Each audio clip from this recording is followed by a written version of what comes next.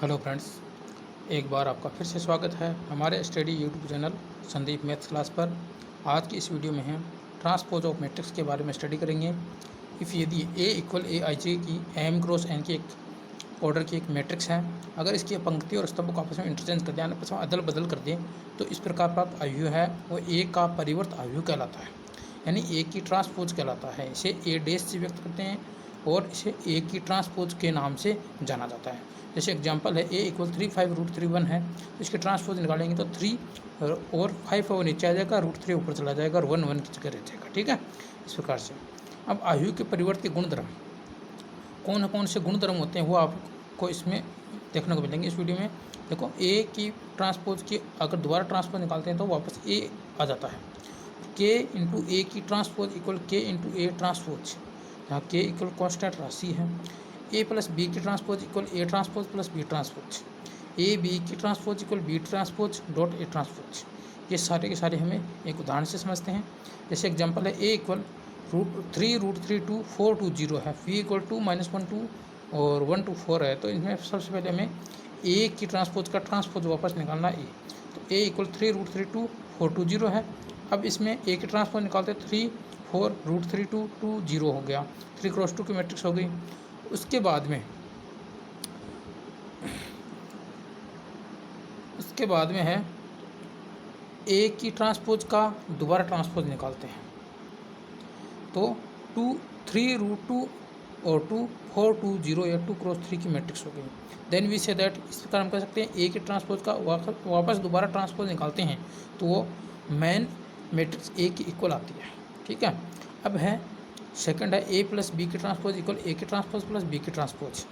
इसके लिए है सबसे पहले हम A प्लस बी का एडिशन करते हैं, तो 3√3 2 और 4 2 0 है और ये 2 1 2 1 2 4 है। इनको ऐड करते हैं तो A प्लस बी आता 5√3 -1 2 + 2 4 + 1 2 + 2 और 0 + 4 से A प्लस बी के लिए 5√3 -1 4 5 4 4, ये 2 क्रॉस 3 की एक मैट्रिक्स हो गई।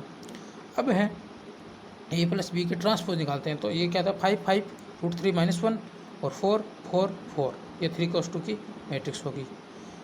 ऑर्डर है वो चेंज हो जाता है ट्रांसपोज में, ये ध्यान रखना आपको। ठीक है, A इक्वल अब है 3√3 2 4 2 0, अब ट्रांसपोज निकालते 3 4 √3 2 2 0, 3 क्रॉस 2 की होगी। अब B की इसी प्रकार 2 -1 2 1 2 4 है, ये क्या है 2 क्रॉस 3 की है, लेकिन B की ट्रांसपोज निकालते 2 1 -1 2 2 4, तो 3 क्रॉस 2 की मैट्रिक्स होगी। अब दोनों को ऐड करते हैं तो A plus A transpose plus B transpose, तो इक्वल आता 3 + 2 4 + 1 √3 + 1 और 2 + 2 और 2 + 2 0 + 4। इससे क्या आ जाएगा A की ट्रांसपोज प्लस B की ट्रांसपोज इक्वल 5 5 √3 -1 4 4 4, ये 3 क्रॉस 2 की मैट्रिक्स हो गई। इसके बाद में इस पर हम कह सकते हैं then we can say that A plus B की ट्रांसपोज है वो इक्वल है A की ट्रांसपोज प्लस B की ट्रांसपोज। थर्ड है K इंटू A की transpose equal K into A की ट्रांसपोज, ये निकालना है हमको। यानी अगर K किसी कॉन्स्टेंट राशि से हम अगर किसी मैट्रिक्स A को मल्टीप्लाई करते हैं तो उसके बाद में उसका ट्रांसपोज निकालते हैं और K से मल्टीप्लाई करते हैं तो वो दोनों क्या आते हैं इक्वल आते हैं। जैसे A इक्वल 3√3 2 4 2 0 है, तो K से मल्टीप्लाई कर 3K √3K 2K 4 और 2K 0 का 0K हो गया। तो K A की ट्रांसपोज निकालते हैं 3K 4K √3K 2K 2K 0। ठीक है, अब है नाउ A की ट्रांसपोज, सिंपल A की ट्रांसपोज 3 4 √3 2 और 2 0। अब इसको K से मल्टीप्लाई करते 3K 4K √3K 2K 2K और 0, ये आ गया। इसका मतलब है कि K A की whole transpose equal K into A की ट्रांसपोज इक्वल है। अब फोर्थ है A B की ट्रांसपोज इक्वल है B की ट्रांसपोज डॉट A की ट्रांसपोज, उल्टा, ये ध्यान रखना। तो A इक्वल 3√3 2 4 2 0, B इक्वल 2 -1 2 1 2 4। अब इसमें हम ऑर्डर को इक्वल करते हैं, तो ऑर्डर है M1 N1 N2 M2 N2, तो 2 क्रॉस 3 और 2 क्रॉस 3। इसमें ये क्या है 3 क्रॉस 2 वाला है और क्या 3 क्रॉस 2 आ रहा है, जो कि इक्वल नहीं है। इक्वल नहीं है इसका मतलब इसका गुणन है वो संभव नहीं है, नॉट पॉसिबिलिटी। अब है एग्जांपल दूसरा लेके देखते हैं इसको मल्टीप्लाई करने के लिए। तो A इक्वल -2 4 5 है, ये रहा। B इक्वल 1 3 -6 है, ये रहा। ए बी निकालते हैं तो -2 4 5, ये क्या 3 × 1 की, और ये 1 3 -6 है 1 × 3 की। तो इससे क्या आ जाएगा, हमारा जो मल्टीप्लाई का वो 3 × 3 की मैट्रिक्स बनेगी। ठीक है, आगे देखते हैं। ए बी आता है -2 × 1, -2 × 3, -3 × 6, 4 × 1, और 4 × 3, 4 × -6, 5 × 1, और 5 × 3, 5 × 6। ये हो गया। ए बी की वैल्यू आ जाए -2 -6 12 है, 4 12 है, -24 5 15 -30। ये हो गया। ए बी के अगर ट्रांसपोज निकालते तो -2 4 5 -6 12 है, 15 और 12 है, -24 13 माइनस में। ये हो गया। ये तो हो गया ए बी के ट्रांसपोज। अब हमें ए दिया हुआ है -2 4 5, इसके ट्रांसपोज निकालते -2 4 5 हो गया।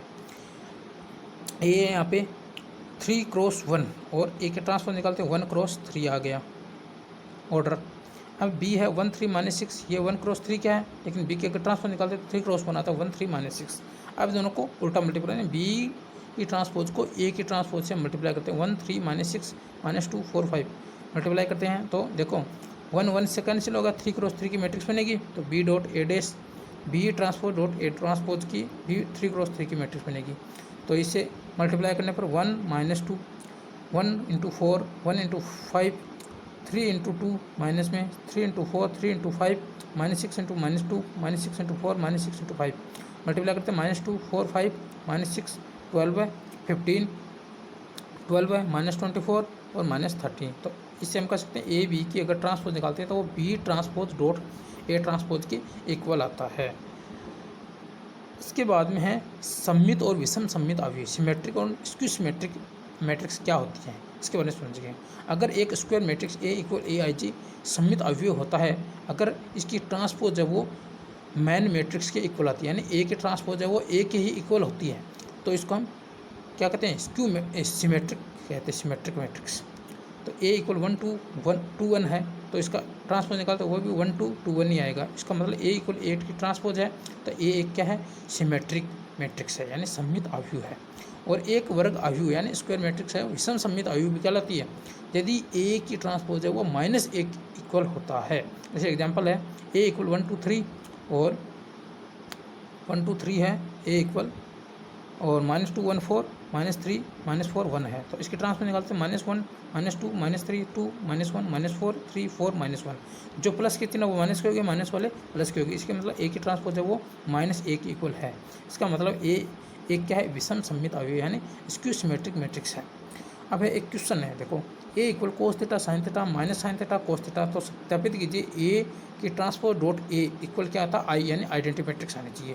तो इसको हम आगे सॉल्यूशन करके देखते हैं। तो ए इक्वल क्या है हमारे पास, कोस थीटा साइन थीटा और minus sine theta cos theta. तो ए की ट्रांसपोज निकालते तो cos theta minus sine theta हो जाता है और साइन थीटा कोस थीटा हो जाएगा। अब ए डॉट ए ट्रांसपोज यानी ए को ए की ट्रांसपोज से मल्टीप्लाई करते हैं, तो cos theta sine theta minus sine theta cos theta, A 2 × 2 की मैट्रिक्स है। Cos theta minus sine theta sine theta cos theta, A भी 2 × 2 की मैट्रिक्स है। इसका मतलब अपना मल्टीप्लाई है वो भी 2 × 2 की मैट्रिक्स में आएगा। तो A into A dash equal cos theta into cos theta plus sine theta into sine theta. दूसरा minus cos theta sine theta plus cos sine theta cos theta. तीसरा minus sine theta cos theta plus cos theta sine theta. चौथा sine square theta plus cos square theta. तो A dot A dash cos square theta plus sine square theta, ये plus minus cancel 0। तीसरा digit है वो भी cancel, और चौथा cos square plus sine square theta. अब हमें मालूम है कि कोस square theta plus sine square theta trigonometry में पढ़ा है कि इक्वल 1 होता है। तो A dot A dash equal 1 0 0 1 यानी एक आइडेंटिटी मैट्रिक्स बन गई। हेंस प्रूव्ड हो गया ये। हियर आई इक्वल क्या, आइडेंटिटी मैट्रिक्स, जिसे तत्समक अवयव भी बोलते हैं। अब हमारे पास एक अवयव का व्युत्क्रम का क्वेश्चन है जो इस चैप्टर का लास्ट टॉपिक है, इसके बारे में हम पढ़ेंगे। अगर अवयव का व्युत्क्रम निकालना है तो हमें ए इक्वल ए आई निकालना पड़ेगा, जो व्युत्क्रम अवयव प्रारंभिक संक्रिया की विधि से हम इसको हल करते हैं, इसको ए इन्वर्स भी बोलते हैं। जैसे एग्जांपल है 2 - 3 - 1 2 है इक्वल ए 1 0 0 1, ए इक्वल ए आई के फॉर्मूले से लिख लिया। 2 - 3 - 1 2, ये तो ए है हमारे पास, और इक्वल ए रख दिया यहाँ पे, और 1 0 0 1 यानी ये आइडेंटिटी मैट्रिक्स है। 2 × 2 की है, 2 × 2 की। तो अब इसमें क्या है, हमें संक्रिया लगानी है यानी ऑपरेशन लगाने हैं इसमें।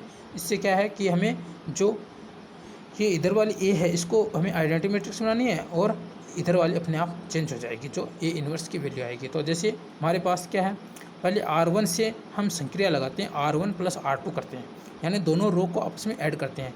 तो पहले 2 - 1 क्या आ जाएगा, 1 हो गया। उसके बाद -3 और +2 वो भी -1 हो गया, और नीचे -1 2 ऐसे का ऐसे इक्वल A। यही संक्रिया है वो हमें इधर आइडेंटिटी मैट्रिक्स 1 0 0 1 में लगानी है। तो इससे क्या जाएगा, 1 + 0 1 और 0 + 1 1 हो गया, और 0 1 है ही, ठीक है।